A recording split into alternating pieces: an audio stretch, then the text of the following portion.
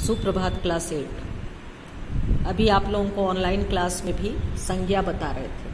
संज्ञा क्या है? तो सबसे पहले हम ये जानेंगे कि किसी भी व्यक्ति, जो आप लोग जैसे रटते हैं परिभाषा की दृष्टि से, कि किसी भी व्यक्ति, वस्तु, स्थान, भाव के नाम को संज्ञा कहेंगे। व्यक्ति यानी कोई भी मनुष्य है तो वो संज्ञा के अंतर्गत आएगा। प्राणी यानी मनुष्य के अलावे कोई जानवर है, कोई कीट है, वो भी संज्ञा में आएगा।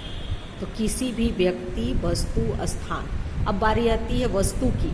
तो अब जैसे यहाँ पर आप पढ़ रहे हैं, ये अगर आपकी कॉपी है, पुस्तिका है, ये भी संज्ञा है। कलम का हम प्रयोग कर रहे हैं, ये भी संज्ञा है। अर्थात कोई भी वस्तु जिसका कोई नाम है, जो हमें दिखाई देती है, वो संज्ञा है। और इसके अलावे भाव, ये सारी कुछ चीज़ें तो हमको दिखाई देती हैं, लेकिन भाव जो है वो महसूस करने की चीज़ है, वो भी संज्ञा है। तो किसी भी व्यक्ति, वस्तु, स्थान या भाव के नाम को संज्ञा कहते हैं। किसी भी प्रकार के व्यक्ति, वस्तु, स्थान या भाव के नाम को संज्ञा कहेंगे। संज्ञा के 3 भेद होते हैं, लेकिन उसी में हम लोग 5 भेद के बारे में जानेंगे। संज्ञा के ऐसे 3 भेद होते हैं: जातिवाचक संज्ञा, व्यक्तिवाचक संज्ञा और भाववाचक संज्ञा। लेकिन 5 भेद में आपको पढ़ना है द्रव्यवाचक और समूहवाचक। तो द्रव्यवाचक और समूहवाचक को जहाँ पे 3 तरह के संज्ञा भेद दिया हुआ रहेगा, वहाँ द्रव्यवाचक और समूहवाचक को आप जातिवाचक में ले सकते हैं। अब प्रश्न ये है कि जातिवाचक संज्ञा है क्या? तो जातिवाचक संज्ञा में सामान्य, देखिए ये पढ़ाने के क्रम में आपका पाठ्यक्रम है, इसलिए बता रहे हैं, लेकिन ये समझ में सबको होगा कि जातिवाचक संज्ञा किसको कहते हैं, यह संज्ञा क्या है, ये सभी को जानकारी है।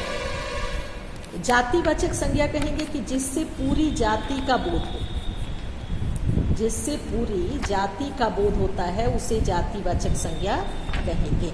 अब पूरी जाति में हम लोग ये नहीं कह सकते कि किसी की जाति बताना है। किसी की जाति कहीं भी पढ़ाई में उसका प्रयोग नहीं करना है, किसी की जाति नहीं बतानी है, बल्कि ये बताना है कि जिससे पूरी जाति का बोध हो। जैसे कि अब हम एक व्यक्ति के बारे में यदि कह दें, तो कोई भी फल कह दें अगर, तो वहाँ पर पूरे उस जाति का जो फल है उसकी चर्चा हो जाएगी। लेकिन अगर किसी का नाम रख के कह देते हैं तो वहाँ पर व्यक्तिवाचक संज्ञा होगा।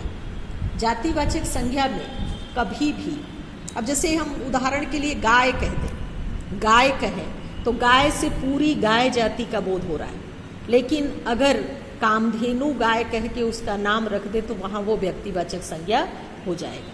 मान लीजिए आपको हम लड़की कह रहे हैं या बहन कह रहे हैं, तो वहाँ पर आपसे जाति का बोध हो रहा है। किसी को भैया, लड़का, जैसे इंग्लिश में हम लोग बॉय शब्द कह देते हैं, तो वो अगर हम प्रयोग करेंगे तो उससे पूरे लड़के जाति का, पूरी लड़की जाति का बोध होता है, पूरे मानव जाति का बोध होता है। लेकिन वहीं पे यदि मानव में हम मानवता को जोड़ दें तो वहाँ पे भाववाचक संज्ञा हो जाएगी, यानी संज्ञा का परिवर्तन हो जाएगा। तो इस प्रकार से हम लोग संज्ञा भेद में सबसे पहले 3 भेद के रूप में डालते हुए ही 5 भेद को वहाँ पढ़ने का प्रयास करेंगे। लेकिन अगर 5 को हम पढ़ते हैं अलग अलग, तो अर्थ के आधार पर 5 का नाम हो जाएगा व्यक्तिवाचक संज्ञा, जातिवाचक संज्ञा, समूहवाचक संज्ञा, द्रव्यवाचक संज्ञा और भाववाचक संज्ञा।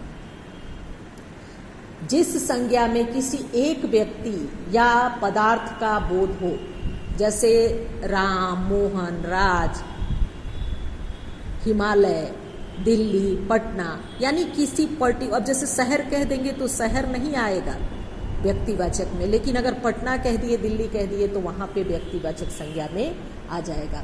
जातिवाचक संज्ञा से पूरी जाति भर का बोध होता है। जैसे हम नदी कह देंगे तो पूरी नदी जाति का बोध हो गया, जितनी भी नदियाँ हैं सारी आ जाएंगी। गाय कह दिए, बैल कह दिए, भैंस कह दिए, तो उससे पूरी जाति का बोध होता है।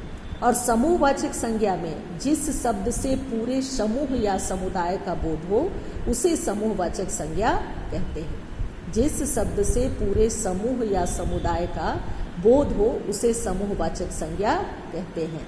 जैसे वर्ग, सेना, गुच्छा, सभा आदि।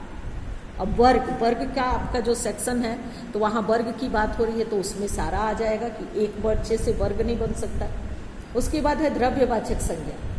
तो द्रव्य या धातु जिसमें कि नाप तोल करने वाली चीज़ें हों, जैसे दूध है, सोना है, घी है, दही है, ये सारी चीज़ें जो है वो द्रव्यवाचक में आ जाएगी। और भाववाचक संज्ञा जो है व्यक्ति या वस्तु के गुण, स्वभाव, धर्म इत्यादि का बोध कराने वाली जो संज्ञा होती है उसे भाववाचक कहते हैं। जैसे कवि है तो कवि जातिवाचक में आ जाएगा, लेकिन कविता है तो वो भाववाचक में आ जाएगा।